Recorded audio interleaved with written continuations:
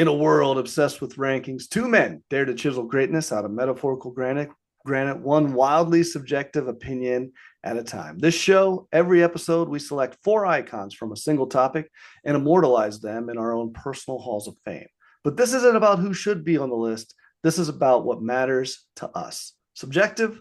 Absolutely. Debatable? Always. Set in stone?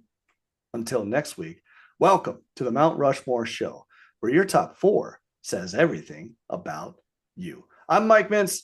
He's Joe Mintz. And every week we tackle four icons from a single topic. And Joe, this week, I would say we have a pretty interesting topical choice. We're getting back to sports. Last week was a little detour, last few weeks with movie and TV.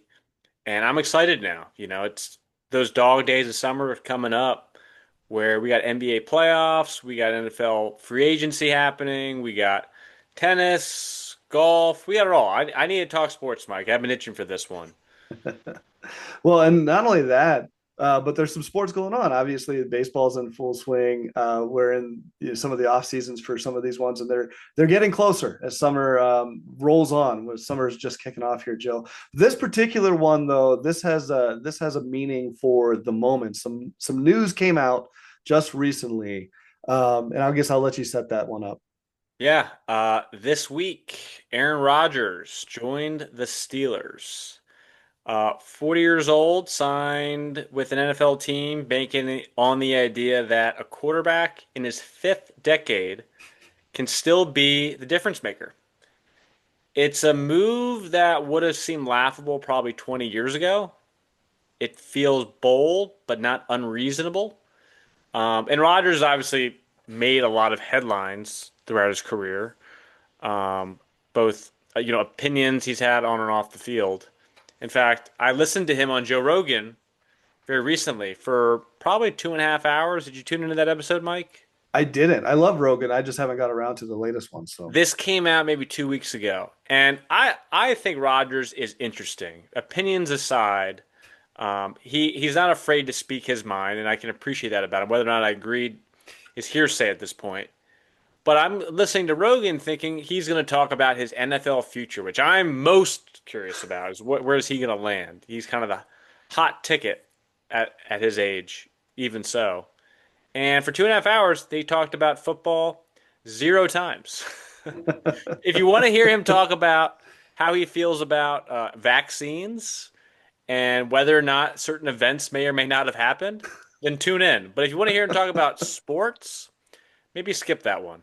Yeah, I'm not surprised, knowing some of what I know about Rodgers in the past and his trips on ayahuasca with Danica Patrick. Some of the things that you're like, well, this is insane real life. He was on HBO Hard Knocks the first season with the Jets, and he famously, like the final episode, told his UFO story. So he seems like the kind of guy that is an incredible athlete, but with that maybe a little bit bizarre too. So. Yeah, I think ayahuasca might do that to you if you do it every year, every off season. It might rewire your brain a touch. Just a little bit. I'm But not. Yeah. to his credit, even though he is aging, he's not the Rodgers he once was. He's incredible Hall of Fame career, one of the best quarterbacks to ever do it. Respect. And even though last year, or time with the Jets hasn't been as successful as maybe he thought or we thought, he still broke every passing record the Jets have had last season. He played every game. The record and the results weren't great, but he still showed he can play football. So he was still, I think, an upgrade for Pittsburgh versus what they had last season. And definitely an upgrade for Mason Rudolph. So just goes to show that guys can still play at a high level as they get older. And that leads us to today's topic, which is the Mount Rushmore of athletes over 40. Now, once upon a time, I would say turning 30 in professional sports meant the beginning of the end. Mm-hmm. By 35, you were certainly washed. Hitting 40, didn't really see it. This was certainly retirement territory. Historically, the physical toll of pro sports simply did not allow for longevity.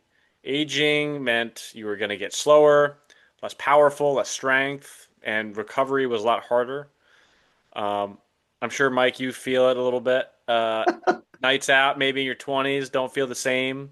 In your 30s and 40s, as we're not athletes per se, but as weekend warriors, we can say we feel a little bit. Um, but every era certainly had its outliers, those who defied the clock. From the Gordie Howes in hockey, Satchel Pages in baseball, Kareems in basketball. They were the exceptions, not the rule. Fast forward today, these things are certainly changing with nutrition, recovery science, load management, a new term we hear all the time, especially in the Hmm. NBA, and then year-round training in the off season. This has redefined what over the hill means. It's not just that players are lasting longer; they're actually thriving longer. So today we're going to tackle all sports or any sports we like for those athletes that define their era and their within their age. No, and that's exactly it, right? Like at some point, your body is just going to age, and you're not going to be able to compete at those high levels. We know that because we have history, we have those statistics, and there is a drop off. And it's tough getting older, man. Me and my brother are both in our 40s now. He's having knee surgery. I pulled a muscle sneezing last week. I don't know. I don't know. I don't know what's happened. But it's at a certain point you just get older. But Joe, to this credit or to this particular episode, I think one of my big things, and I'm sure you're with me on this, is the criteria is you didn't just make it to 40, right? You're not just playing at a certain age or even being like an honorary member on the bench or something like that. These guys that I'm picking on my list are guys that not just competed, but that still were either dominant or winning titles or championships, doing something significant while also being old. Yep, I agree. There's a lot of guys that we know they were washed in their 40s or maybe made it to 40, but not many that actually kept some level of success into that age. It's funny. I looking at old as I was doing research for this, looking at guys that played later in their career, like take quarterbacks of the early era, of like when Joe Namath played for the Rams or Oh Johnny yeah. Unitas for the Chargers or Ken Stabler for the Saints. They look like they're 60, Oh yeah. but it turned out they weren't even 40. Like Ken No. Stabler, look at a picture of Ken Stabler playing for the Saints. Gray beard, gray hair. Pretty sure there's a cigarette in his mouth throwing the football, and he's like 34. Yeah. Yeah, as it was a different era. We aged differently, not as graceful as it Yeah. So is if those now. guys made to 40, it was usually as a backup or a complete washout. Joe, I guess we'll kick it off, man. I'll go with. I feel like I'm going to steal number one from you. Hang on here. I feel like I'm going to steal number one. Actually, you know what? We In that might we case, might share some, and that's okay. okay, we might share this one. But I know you probably got this guy on your list. But it's Tom Brady, and the obvious. It's tough because Elephant in the like room. It was kind of like our draft one yeah, episode. yeah, you're gonna have to kind of put this guy on there. And I have issues with Brady being a Dolphins fan for as long as I was in the AFC East. And for a long time kind of hated the guy. But even from that perspective, you cannot argue with the fact that the guy was just really good for really long. I saw a stat and I found this one interesting. Brady's actually his statistical performance in his 40s are better than his statistical performance in his 20s. In his 20s, he played 96 games, threw for 21,000 plus yards and 147 touchdowns. In his 40s, he played 98. He actually played two more games, threw for 27,000 yards and 193 touchdowns. So he was producing more in his 40s than he was in his 20s. Yeah, Brady was interesting. He kind of aged like fine wine, even though he had success right away with those three Super Bowls. He was more of a system role player type quarterback, relying on a great defense. And then he evolved later in his career to an MVP caliber guy with a struggling defense, kind of carrying the team. Um, but obviously accomplishments on both sides of the pre and post 40. He had five Super Bowls pre 40, including three MVPs and over 60,000 passing yards. And then post 40, he had two more Super Bowl Mm. wins including becoming the oldest quarterback to win a Super Bowl at age 43 with the Bucks. And he held the NFL league lead in passing touchdowns and yards at age 44, proving he's still the guy, even as most of his peers were at that point, whether it be the Mannings, Romos, whatever, in TV booths or golf carts. And one thing I found interesting about Brady's career as well is he seemed to post 40, although all the success I named, seemed to do with more ease and relaxation. He was very much in his career, at least to me, an enigma. And I think that was part of the Belichick spell. Is you don't talk to the media, you don't reveal anything about yourself. They're only out to get you. There's nothing to gain. And he was very closeted with his process and his personality. And then in his 40s, he obviously went to the Buccaneers, but he became more outspoken as who I am, talking about his legacy. Even the famous Super Bowl Buccaneers victory throw, the Lombardi Trophy drunk on a boat. Stuff you would never see him do in New England. He Right. seemed to not have the similar success in Tampa and in his 40s, but have more of a relaxation, self awareness about himself that the public could embrace. And I did too. It's funny.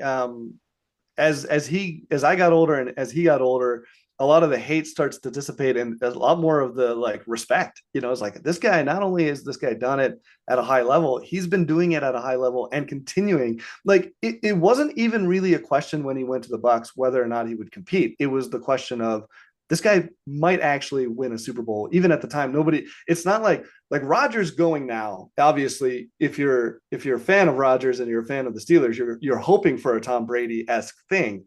But to me, it's not nearly as a sure shot as Brady appeared at the time. So Yeah. Who you got number two, Mike? yeah, I guess we shared Brady. Number two, I'm going. So these first two picks are guys that are playing positions that have historically had some longevity to them. So number two, I'm going with Nolan Ryan. Now the Nolan Ryan Express, baseball, pitching. Some people can do it later in life and stick around, and some people like a Roger Clemens, coming in late in the season or something. But Ryan dominated in his 40s. At the age of 42, he struck out 301 hitters. He led the major league. He threw his sixth no hitter at age 43, and he threw his seventh no hitter at age 44. He wasn't just durable, long lasting. The dude was dominating on the pitcher mound into his 40 into his mid 40s, which is incredible. And he could still throw a punch into his 40s. I remember most the who was it that came rushing at him and he put him in a headlock, just Oh, knocking him on the forehead. oh, so good. Yeah. Mike, this was the most obvious pick for me. We're gonna share this one as well. Oh, Nolan two for Ryan. two. Look at that. Those were the two obvious to me, Brady and Ryan. But pre 40, we already know he was already a strikeout king and a no hitter machine. But post 40, having thrown two no hitters, racking up over 500 strikeouts across multiple seasons, Oh yeah. and was still hitting 100 miles per hour on the radar gun at age 44. Most guys his age were coaching or commentating at that point. Ryan was still throwing gas. And it wasn't just like 2 years. He played well into his 40s. Yeah, no, he was one of those guys. You watched it. I watched him, and my dad had watched him when he was younger. So he was one of these guys that kind of trends, went over generations almost because of how long he pitched and how dominant he was for so long. Yeah, Yeah. totally. Man, do I got to go straight for number three? Well, I tell you Yeah. what, Joe, you're not going to get these I don't next think we'll two. go 4 for 4. There's But no chance you're getting number three. I'll tell you that. So, all right, shoot. all right, number three. So here, my first two are guys that are in positions that can have longevity and have historically. My next two are either sports that don't usually see people last very long, or if it is a sport like that, it's in a position that you would rarely see somebody last long. And number one is mixed martial arts and the UFC fighter Randy Couture. Couture was a dominant force in the early days of UFC, which was very different than it is now. he's going to turn 40 and he's going to win 2 championships after turning 40 in 2 different weight classes, by the way. He wins the light heavyweight championship from Tito Ortiz. He then wins the heavyweight championship over Tim Sylvia when he turns 43. He's going to defend the heavyweight championship a couple of times, including a fight against a really legit challenger in Gabriel Gonzaga in a fight that he fought with the broken arm. And he's going to fight all the way up until he is 47, competing in mixed martial arts, not a sport that you can be slow, old, or aging and survive. Yeah, good pick. I didn't think of him. When I do think of him, I think of him as older. Again, another one of those guys that you could argue peaked later in his career. No, I think that's fair too. And he was one of those guys that's kind of defies age because you look at him when he's younger to when he's like 40, he doesn't really change much. He was always bald. and he, Yeah, he always looked older, I should say. I mean, the swaveled ears. He's not a yeah, guy you want to mess with. no, and he was on. I remember they were filming the movie The Expendables, and they were talking to all these, of course, these big action stars, and they said, "Who's the most dangerous guy out there?" And everybody said Randy Couture. He was the only real, guy. He was diced into his 40s. I'd tell you though, Joe, He's probably diced today. I don't even know how old he is. he probably, He's somewhere between 50 and 80, probably. I don't know. I've lost he's one track. of the.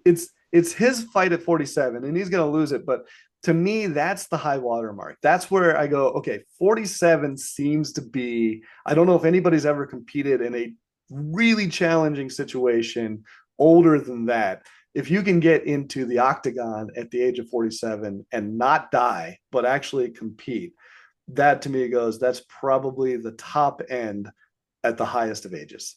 Yeah, and honestly, in fighting specifically, it's almost sad to see the guys that are fighting past their youth or past when they can really compete.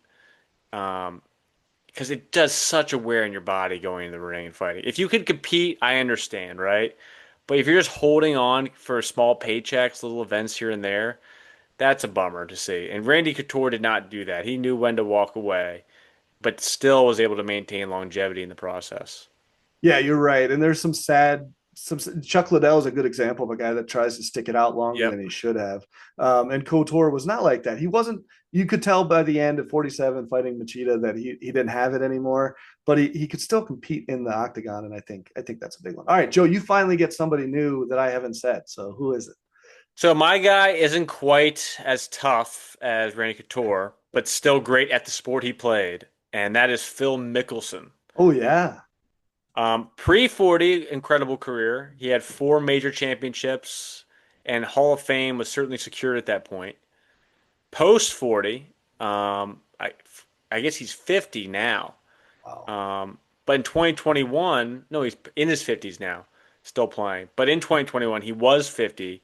He won the PGA Championship, becoming the oldest major winner in golf history. And it wasn't a fluke either. He was very competitive all year, and he went toe to toe with the world's best and won. Longevity in golf, I will say, is a lot more common. How many people do we know that retire from their said sport and then just play golf Play all the golf. time? It's a little bit easier on the joints and such. But winning majors at 50, that is rare air. And if we were doing a Mount Rushmore of post 50 athletes, he would be the only one we could probably name. I don't know if I can name another one. So But he's still relevant. He's still playing today. It's incredible. he's still playing today, and he's one of those guys that people still pick regularly to win things. I always, it's always interesting when they do those like those polls where they're like, who do you got for this championship? And Phil Mickelson's name still comes up. He's kind of one of those guys that just never is never gonna go away. So Yeah, respect. I'm gonna go with a another skill position, a guy, a position in football that in football, and I'm back to football here, but a position that doesn't really age well. You got to be a young man to play this position or to play it well. And I'm going to go with Jerry Rice. Jerry Rice is it is the greatest wide receiver to ever play the game, in my opinion. I watched him a lot in the 90s. He still holds the record for the most touchdowns ever scored. And I think he has the receptions record too. But by the time he turns 40, by the way, being a wide receiver, that requires speed and agility. Most guys, by the time they turn 30, can't do that position much anymore. And if they do, they're a wide receiver 3 or 4 or a slot guy that's just picking up the pace. But Jerry Rice in 2002 had 92 receptions, 1,200 yards, 7 touchdowns, and basically led the team to a Super Bowl. He is the oldest player ever with a 1,000-yard receiving season. And his 92 catches in 02 is more than Calvin Johnson, Julio Jones, and even Randy Moss ever had in a single season after the age of 30. And Jerry Rice did it after the age of 40. Just, it's incredible. It's hard to even understand. Yeah, I thought about Jerry Rice too. He's not on my Mount Rushmore, but he was close. And Jerry Rice has every wide receiver record there is, not only because of how dominant he was in his peak in his 20s and 30s, especially with Joe Montana and Steve Young Mm-hmm. throwing the ball, but he just played so much longer than any other receiver has been able to play. I think the closest in statistics has been T.O. and Randy Moss in different Mm-hmm. categories, but the gap between 1 and 2 is still so far in every major category because no one else has been able to play that long. And keep in mind, athletes today play longer than they played 10 years ago, likewise 20 years ago. And he was rare era for a time when no one, forget people getting hit every time, kickers aside, right? Right. No one played post 40 at any position. And he was able to do it in an era before anyone else did. And he was also hip to some of these longevity routines before others were. Now we Mm-hmm. all talk about TB12 and cryo chambers and ice baths and sauna and sleep. In 2002, 2003, when Rice was playing and before, none of those things were common, but Rice was hip to some of these things before they became mainstream. Yeah, and like you said, it's the reason he has the records is his longevity, but he wasn't just plinking 1 or 2 receptions every year. He was still competing at a very high level pretty much all the way out. And it's really hard to understand how somebody could have a record like that and keep it and then question, will it ever? Is it ever possible? And of course, someday, sure. But yeah, for the time period and everything, he's one of those absolute incredible over 40 athletes. All right, Joe, one more. What do you got? I'm gonna round it home with the legend. Rest in peace, as he unfortunately passed away this year, and that's George Foreman. Oh yeah. Um, Obviously a stud off the rip as a young man. He was a knockout artist that was coming for everybody, known for the biggest knockout against Joe Frazier Mm-hmm. and the famous fight with Muhammad Ali that he was upset that arguably deterred his career for the most part. And this is an interesting pick for me because his career isn't known to be long because it had such a hiatus, right? A lot of these guys we're talking about, they played consecutively from the time they started in their youth to their 40s and beyond. Whereas Foreman had an amazing career in his early 20s and then basically no career in his 30s. And then in his 40s had an amazing comeback story. Olympic gold medalist, heavyweight champ, feared knockout artist. We can agree on that. In that few years, he was dominant, and then really gets out of shape. He becomes a preacher, gets a looks very different, puts on a lot of pounds, and he just makes the decision to have a comeback. And at age 45, he becomes the oldest heavyweight champion in history. He knocked out Michael Moore to reclaim the title after a 10-year hiatus. Um, it wasn't just a gimmick, his comeback, it was historic. And he proved power and patience could outlast youth. Because his game also changed. Although he was always powerful, he focused. If you look at the build he had, his ability in his 40s, he realized his speed and power weren't going to be the same. He needed to be able to take a punch. He was looked almost out of shape. He was, dare I say, fat in the ring at 45. Big gut, but it was intentional. if you saw Michael Moore punching that gut, it made no impact on him. He wanted to have a core of steel. So it's not only your ability to fight to be a great athlete in your 40s, but your ability to adapt in your 40s is what makes these athletes so great in their 40s. uh, I remember Foreman's comeback. That was in the 90s. And it was a big deal at the time. He fought Holyfield, which was this marquee matchup at the time. Still, I went back and watched that fight just recently, and it's one of those. Sometimes in boxing matches, they can be a really slow pace. If you've ever watched like a Floyd Mayweather fight, where you got these points fighters that are, it's kind of boring. Let's be honest. I don't know. I like combat sports to some degree, and there's certainly great boxing matches out there.